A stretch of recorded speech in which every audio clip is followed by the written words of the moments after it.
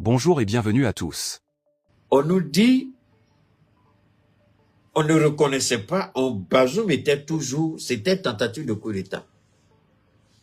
Depuis quand vous avez vu une tentative de coup d'État qui a pris 4 mois, tentative de coup d'État, mais pourtant, vous avez frappé le Niger de toutes les sanctions inhumaines. Gel des avoirs,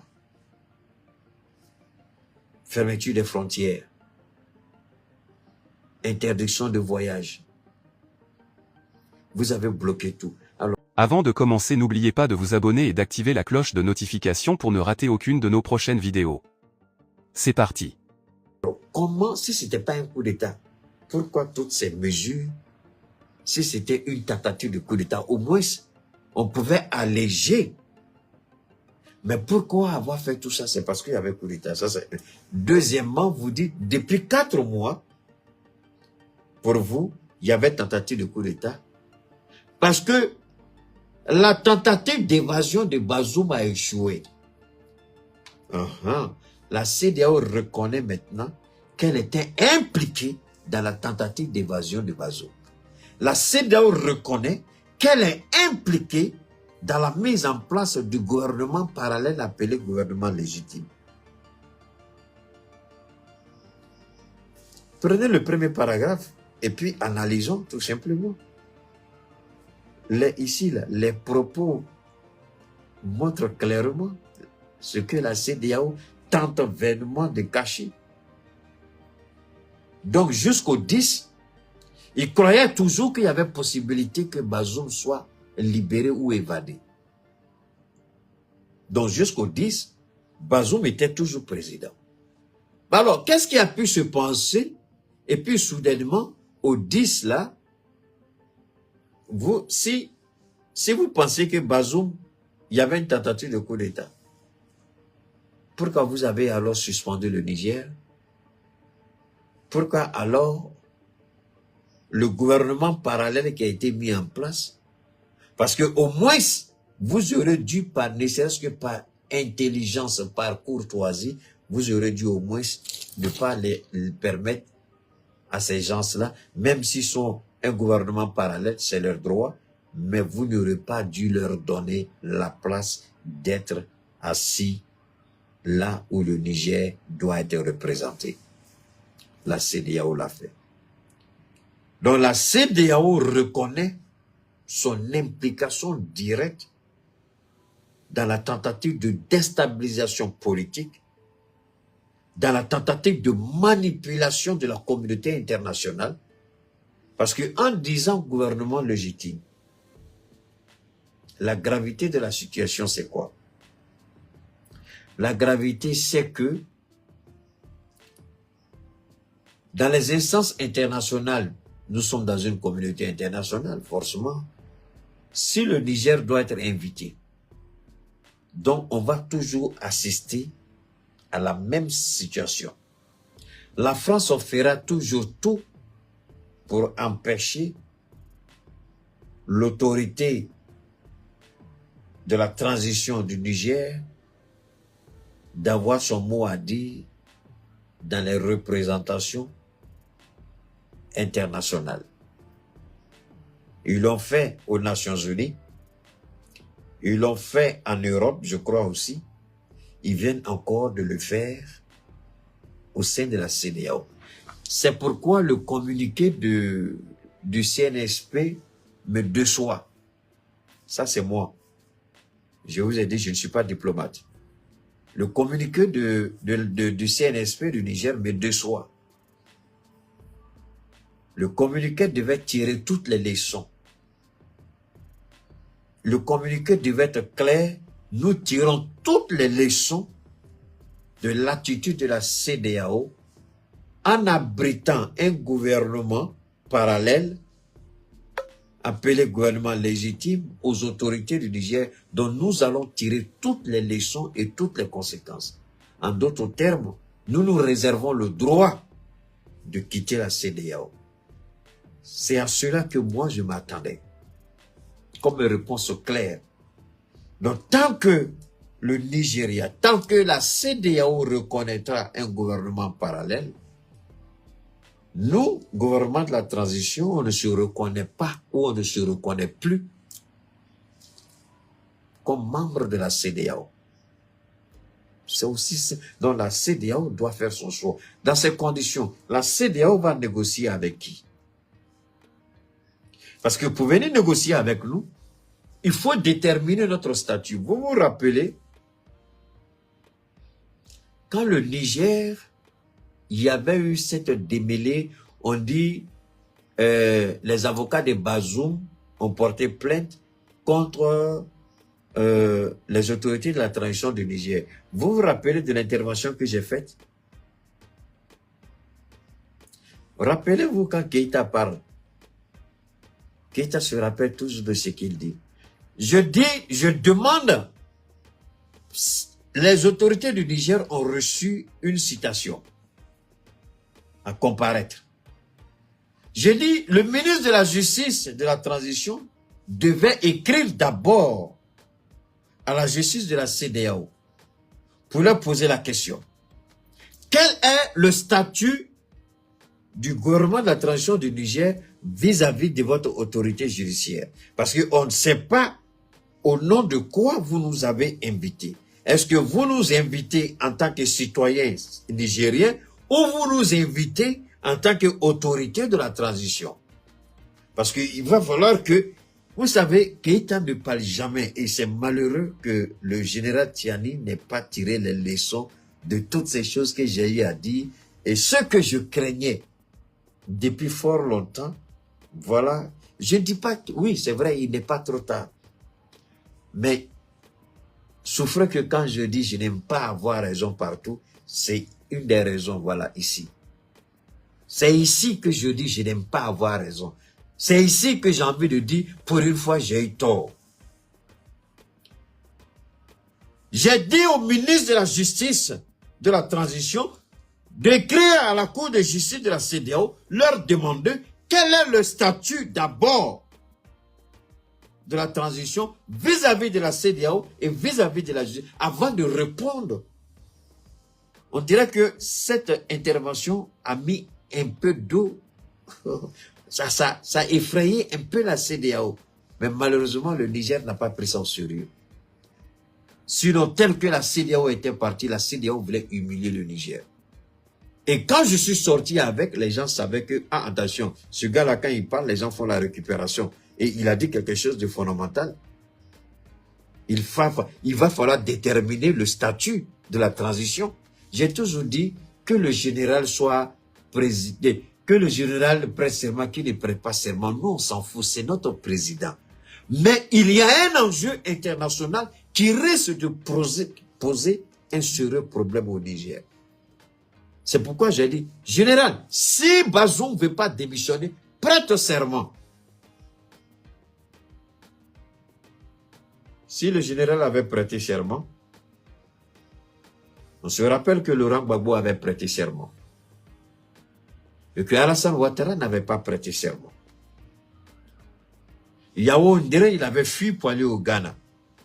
Alassane Ouattara a envoyé avion, le jet présidentiel, le Grumman ou le Fokker 100 pour aller chercher Yao Ndere au Ghana. Il a négocié avec le président du Ghana. Il a demandé pardon au président du Ghana. Ils ont demandé pardon à Yao Ndere qui est revenu parce qu'il était le président du Conseil constitutionnel et c'est devant lui et le seul qu'on peut prêter serment.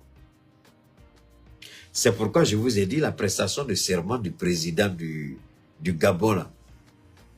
La France amène les États africains à violer constamment leurs propres textes. La France n'a jamais considéré un État africain comme un État de droit.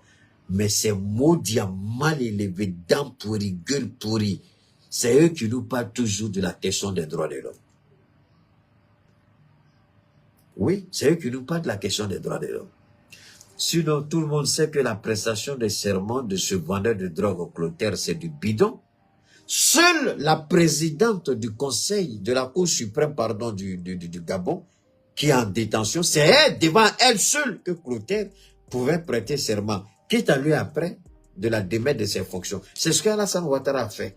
C'est ce que Sarkozy lui a dit. C'est ce que Barack lui a dit. C'est ce que Hillary Clinton lui a dit. Tu es élu président, mais tu n'es pas encore président de la Côte d'Ivoire. Pour que tu aies la légitimité du pouvoir, il faut que tu prêtes serment. C'est là que Alassane Ouattara a envoyé, il allait chercher Yao Ndré. Quand Yao Ndré est venu, Alassane Ouattara a prêté serment devant Yao Ndré. En ce moment, Laurent Gbagbo était déjà en détention. Donc Alassane Ouattara est devenu de facto président légitime de la Côte d'Ivoire. Bazoum a prêté serment. Et Tiani n'a pas prêté serment. Donc, en créant ce gouvernement bis, ce gouvernement parallèle, qu'ils appellent gouvernement légitime, parce que sur le plan du droit international, le général Tiani n'a aucune légitimité internationale. Arrêtons de nous blaguer. Ça va faire mal au Niger, mais je suis obligé de dire ça. Le général Tiani, en dehors du Liptako Gourmand, il n'a aucune légitimité à l'extérieur. C'est pourquoi les Américains, leur ambassadrice n'a pas présenté sa lettre de créance au général, non. Encore moins au Premier ministre, non. Elle a remis sa lettre de créance au ministre des Affaires étrangères. Quand nous parlons, nous interpellons. Au vu de l'expérience, au vu des cas vécus, nous disons, faisons attention. Le général, quand il était sorti aujourd'hui, tout le Niger l'applaudissait, tout le monde était content, lui-même il était content. Mais aujourd'hui, il y a un dangereux précédent qui se prépare contre le Niger s'il ne fait pas attention. Bazoum ne veut pas démissionner, prête serment. Terminé. D'où vient ce gouvernement parallèle-là? Il va toujours. Mais tu auras au moins la légitimité internationale. Parce que ce que Ouattara a créé avec Macron, chaque fois que le Niger sera invité quelque part, je vous jure au nom de Dieu, il y aura toujours 2 délégations. Et l'objectif n'est pas que eux ils prennent la parole. L'objectif, c'est d'empêcher le Niger de parler. Ils l'ont réussi aux Nations Unies. Il y avait une autre rencontre encore en Europe. Ils l'ont bien réussi là-bas. Le Niger était, mais le Niger n'a pas pris la parole. Parce qu'il y avait 2 délégations. Et c'est ce qu'ils veulent faire. Chaque fois que le Niger sera invité quelque part, ta fois, arrêtez de me fatiguer. Donc, il y aura toujours 2 délégations. Une délégation qu'ils appellent légitime et une délégation qu'ils appellent putschiste. Mais pendant combien de temps, le général, il a dit lui-même dans son intervention, il compatit à la douleur du peuple. Mais qu'il arrête, qu'il allège la douleur du peuple en prêtant serment, ça lui coûte quoi? De mettre un terme à cette cacophonie que Bazoum est en train de créer avec ses hommes. Il prête serment, il arrache tous les téléphones de Bazoum, c'est fini. Il n'est plus président. Vous avez écouté, je vous ai fait écouter l'intervention d'un ministre. Ils disent, on a mis un gouvernement parallèle, on est en train de travailler pour la réinsertion de Bazoum. En d'autres termes, les armes que la France a fait venir en Afrique, les armes qui ont débarqué pour l'intervention de la CEDEAO, ah non, ces armes vont servir à autre chose. Voilà une autre information que je vais vous donner aujourd'hui. C'est pourquoi je vous dis le direct d'aujourd'hui, c'est le direct de tous les directs. Malheureusement, Facebook, vous ne bougez pas. Malgré que Facebook m'a félicité, bon ben, ça bouge pas trop. YouTube, vous êtes en train de casser la baraque. Merci infiniment. Que va-t-il se passer? Que va-t-il se passer? Les armes que la France a convoyées. J'ai reçu l'information aujourd'hui, la France est en train d'ouvrir une base militaire au Bénin, malgré le démenti du gouvernement béninois. Mais nous avons aussi déjà donné l'autorisation à la Russie de venir implanter une base dans la zone des 3 frontières. Ça, au moins, on ne peut pas nous l'interdire. La Russie est en train, Poutine l'a dit il n'y a pas longtemps, quand Poutine recevait, comment on appelle ça, la lettre de créance de l'ambassadeur malien en Russie, il a dit, la Russie va ouvrir incessamment une base militaire dans le Sahel. Et cette base militaire, je vous en prie, elle n'aura rien à envier à la base militaire américaine qui est installée en Arabie Saoudite. Elle n'aura rien à envier à une base, elle n'aura rien envoyé, elle n'aura rien à envier aux plaisantins français. Non, ce serait une véritable base avec tous les moyens et tout l'armement que vous pouvez imaginer. Nous, on le fait parce que s'ils s'installent au Niger, alors, partons d'abord sur la base qu'ils sont en train de s'installer au Niger. Ils ont envoyé des armes en Côte d'Ivoire, au Sénégal, au Tchad. Sénégal via le Tchad. Non, pardon, c'est au Tchad via le Sénégal. Ils sont en train d'installer leur base au Bénin. Ils ont déjà une base au Nigeria. Chris Yapi nous a donné l'information. Où ils ont débarqué plein d'armes là-bas. Et c'est là-bas que se trouve le gouvernement légitime parallèle de Bazoum. Donc, qu'est-ce que ce gouvernement va faire? N'oubliez pas qu'il n'y a pas longtemps, l'ancien ministre des Affaires étrangères de Bazoum a été vu en Côte d'Ivoire et Ouattara lui aurait remis suffisamment d'argent. Et dans l'audio que je vous ai fait écouter hier, le monsieur dit que le premier ministre de Bazoum, là, il est en France en ce moment. Donc, ils sont en train de faire quoi? On n'a pas suffisamment discuté de cela. Permettez-moi de voir si je peux retrouver ce passage-là. J'ai bien envie de vous le faire réécouter parce que c'est important pour nous. Si vous pouvez l'écouter encore, ça me fait énormément plaisir. Ça va me faire énormément plaisir.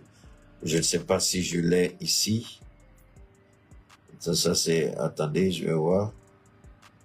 Oh merde, où il est parti, où j'ai mis ce truc-là. Bon, donne-moi une seconde, je vais le faire sortir d'une manière.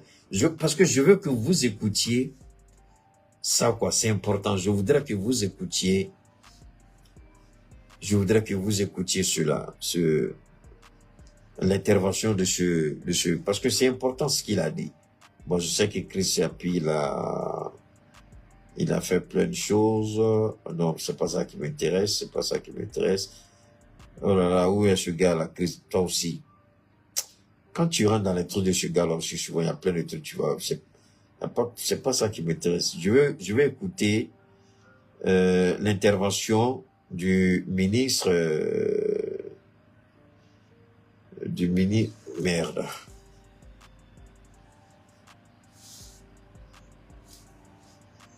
Non, c'est pas, oh, je me suis trompé, pardon.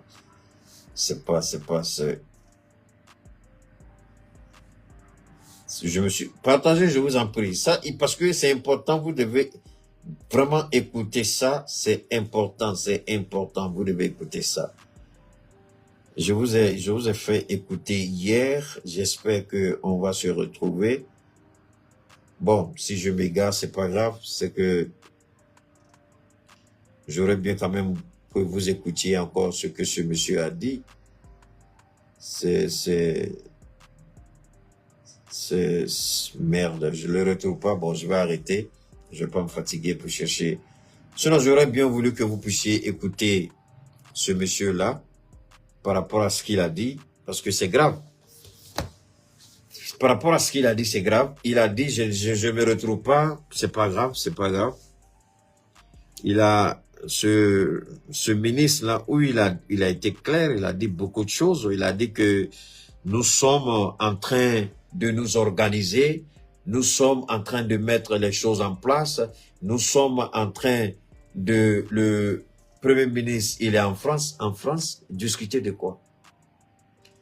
L'option d'une intervention militaire de la CEDEAO, je vous en prie, attendez, ne rêvez pas. Maintenant, ce sont des mercenaires qu'il faut utiliser. Et tu dis quoi? Des mercenaires. Il y a des sociétés militaires paraprivées comme Wagner qui sont partout en Europe.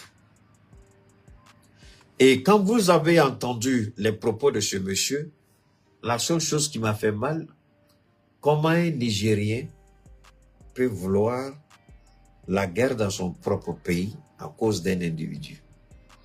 Et le général Tiani, qui voit cette guerre en train de venir, qui se prépare à l'horizon, le général Tiani, jusque-là, il ne prête pas serment. On crée un gouvernement parallèle, appelé légitime. C'est pour faire quoi? C'est pour le combattre, c'est pour le nuire. La meilleure des choses, Bazoum, il est désormais accusé de haute trahison. Donc, qu'il démissionne, qu'il ne démissionne pas, nous on s'en fout. Cependant, il est important que le général prête serment. Il est important que le peuple se reconnaisse au général. Nous savons que comme Assimi, comme le capitaine, les voyages à l'extérieur, ça n'intéresse aucun de nos présidents. Mais au moins, que cette légitimité-là qu'il ait, au regard de ce que les gens veulent faire. Bon, maintenant, le gouvernement parallèle, c'est pour faire quoi? C'est pour recruter des mercenaires et puis tenter de déstabiliser le Niger. Recruter des mercenaires, travailler avec des terroristes, attaquer le maximum de positions des forces armées du Niger possible pour faire croire que depuis qu'ils sont venus au pouvoir, l'insécurité est en train de grandir. Parce qu'aujourd'hui, c'est sur ça qu'ils sont en train de travailler avec Macron. Ils ne sont pas en train de planifier une attaque, non.